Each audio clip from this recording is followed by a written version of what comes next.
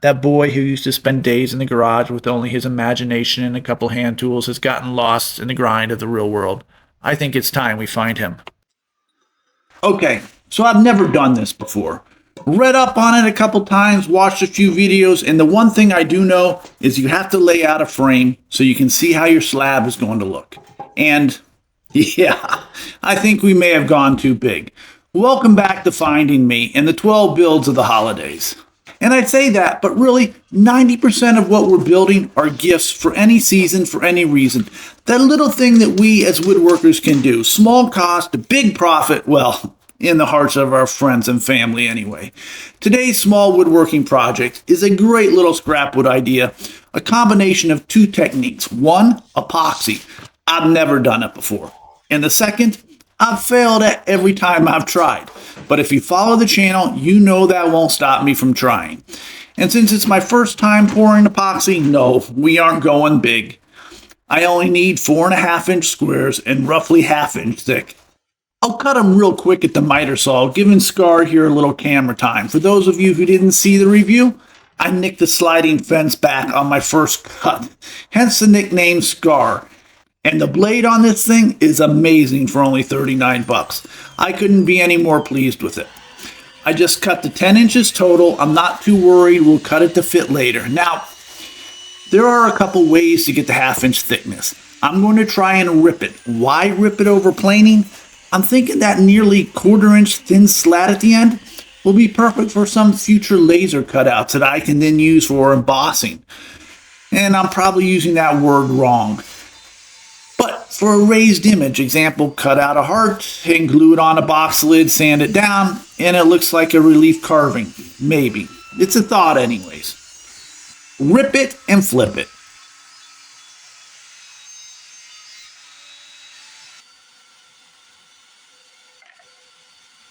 We sand it down real quick, 120 grit at the belt, remove all the saw marks, and then get back to the bench top.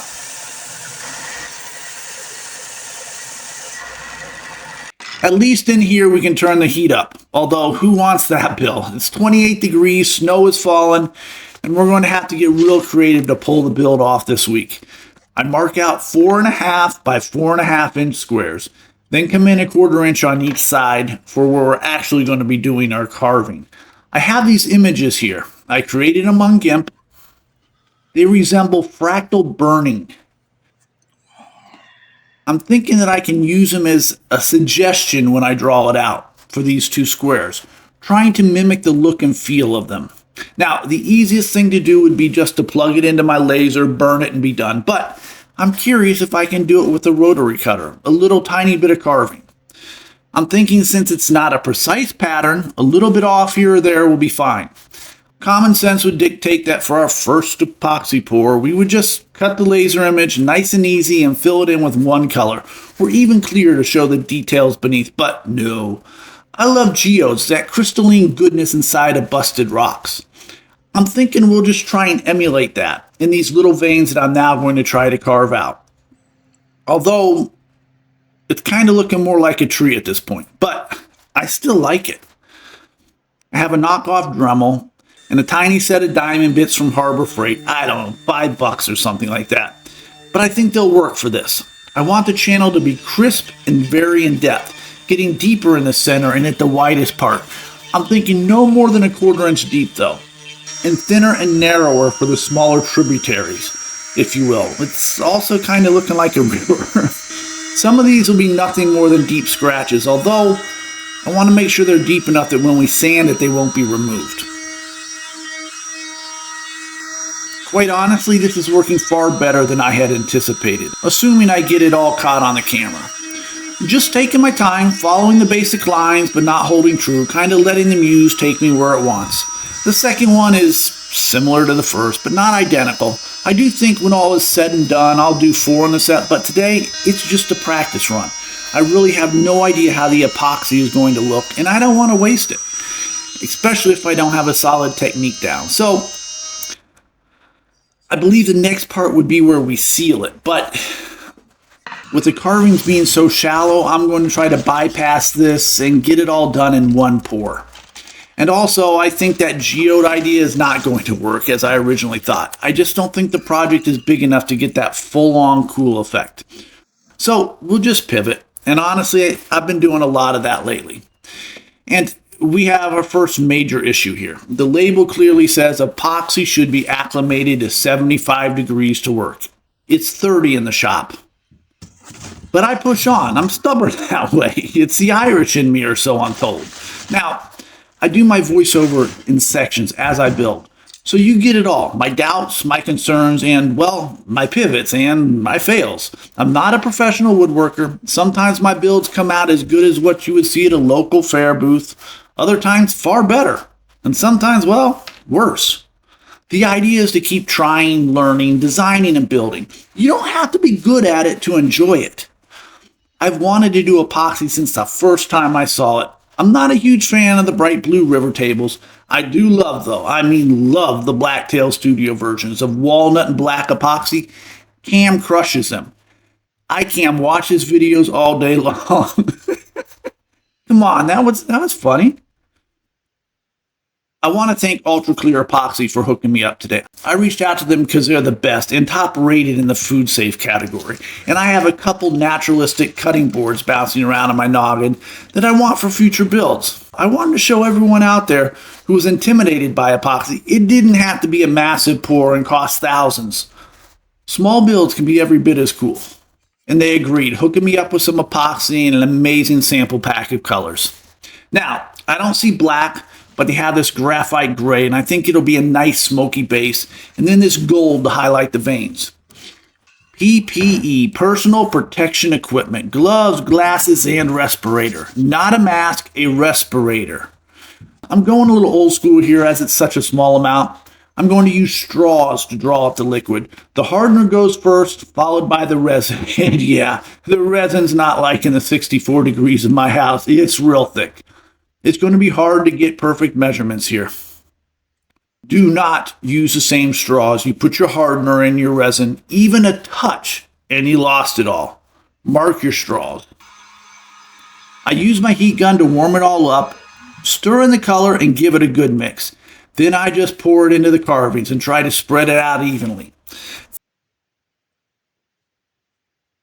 Thinking it looks good, I hit it with the heat gun to remove any bubbles. I've seen a lot of that on YT. And yeah, it spreads out all over.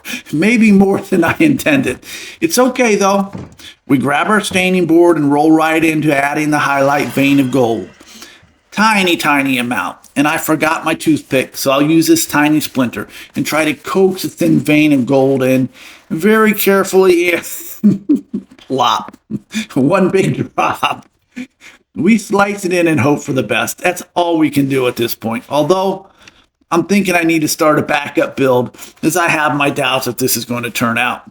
Call me cheap, call me what you will. I don't want to heat my space unless I'm out here. So, I get a box, an iridescent light bulb, 60 watt. I have this one with a metal frame around it so nothing touches the bulb, causing safety concerns. And I set it up to shine down into the box. This should, in theory, get me to 75 degrees, the cure temperature. Should, but again, not feeling good about this. I check on it 6 hours later and it's getting sticky. There's still hope for this project. I kept waking up all night, nothing new to me, but was fully convinced that the epoxy wouldn't harden. But it did. I hit it up with the benchtop sander at 120 grit. I want to be quick about it, as I don't want to heat the epoxy back up. Just peel off the overflow, and I'm sure I did this wrong. It clogged my belt pretty good, but I switched to the orbital and went through the grits. With each pad it clogged up less. I guess I could have or maybe should have gone wet sanding here, although I'm thinking I might not have been 100% cured. I may have rushed it a touch. In a little bit of desperation off camera, I took a chisel to it since I didn't have a scraper, and that was a huge difference. Then I just finished the sanding the best I could. But when I went to stain, I found another spot, so I took the chisel out again and then followed it up with sanding. At this point, I can't tell you how thrilled I am. Yeah, no, there aren't any geodes.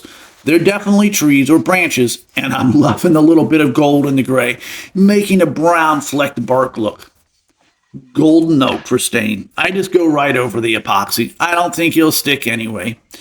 And here we are. Cut the 4 inches square, stained and polyed to perfection, or at least as close as I can get at this point. I am quite pleased with them. Enough to make 2 more to finish off this set. I think the colors play so well together. The epoxy for sure is better used on a warmer day, but for a first time pour, I couldn't be any more pleased. It's got a natural, elegant look to it. I cannot wait to try it out again in a couple more builds this coming summer. Have you ever poured epoxy, big or small? If you haven't, give it a try. You can do this. As always, thank you for watching and choosing to spend 15 minutes building with me. Please be sure to like, comment, and subscribe if you haven't already. Until the next time.